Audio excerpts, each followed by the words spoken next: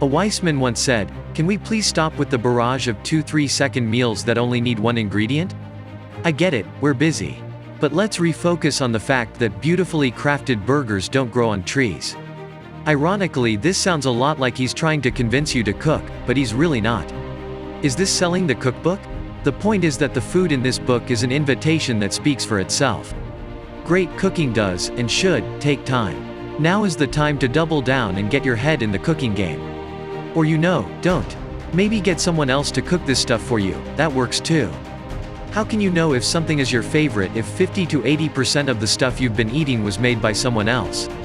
Butter, condiments, cheese, pickles, patties, and buns. For a superior and potentially even life-changing experience, you can make these from scratch. Create the building blocks necessary to make the greatest meal of your life.